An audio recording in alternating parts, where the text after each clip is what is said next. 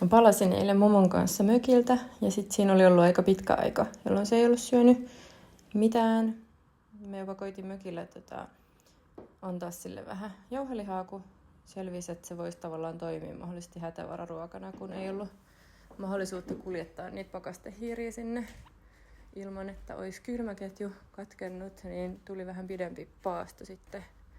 Ja sitten oli yllättynyt, että hän ei ollut mitenkään superhaukkana heti syömässä tätä hiirtä, joka tarjoiltiin sille, että se jotenkin vaani sitä tuntitolkulla ja vähän kierteli ja kaarteli ja kurkki sieltä mökistään, että mikä tuossa on, ja kävi tutkii ja vähän nuolasee sitä, mutta sitten mä niinku mietin, että voiko mä enää pakastaa tämän hiiren uudestaan tai mitä mä teen sille. Mä en haluaisi heittää tämmöistä hiirtä pois, vaan sen takia, että se ei just nyt maistu sille käärmeelle. Ja sitten neuvottelin tästä tekoälyn kanssa ja siinä sai vaihtoehdoksi, että mä voisin antaa sen olla siellä sen terrassa vuorokauden maksimissaan sen hiiren, että jos se maistuisi sille myöhemmin, tai sitten sen voisi laittaa jääkaappiin siksi aikaa.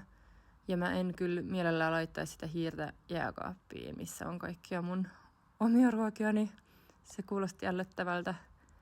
Niin mä sit annoin sen hiiren vaan olla tuossa lautasella. Ja sitten lopulta siis meni ilmeisesti sille yön aikana, että aamulla se oli kadonnut se hiiri tuosta lautaselta. Ja mä yritin katsoa, että se ehkä näyttää pikkusen pulleammalta siitä keskikohdasta, mutta mä vähän mietin, että onko se voinut haudata sen hiiren jonnekin.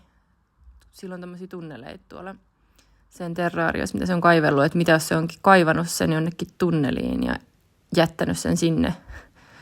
Mutta ei ilmeisesti käärmeet hirveän usein tuommoista tee. Ehkä mun pitää vielä penkoa, ettei se hiiri löydy tuolta jostain, mutta olettaisin, että se on nyt syönyt sen.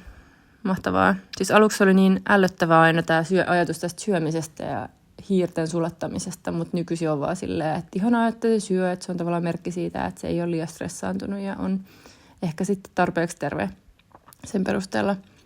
Että nyt on vaan silleen innoissaan, että niinku syöksä sen hiiren ja haluaisi niinku koko ajan päästä katsoa sitä ruokailua, vaikka se onkin aika ällönnäköistä, mutta en päässyt nyt tosiaan viimein näkemään itse tätä tapahtumaa, mutta toivottavasti se nyt on saanut sen oikeasti syötyä, eikä se löydy sitten vasta myöhemmin jostain tuolta terran sopukoista.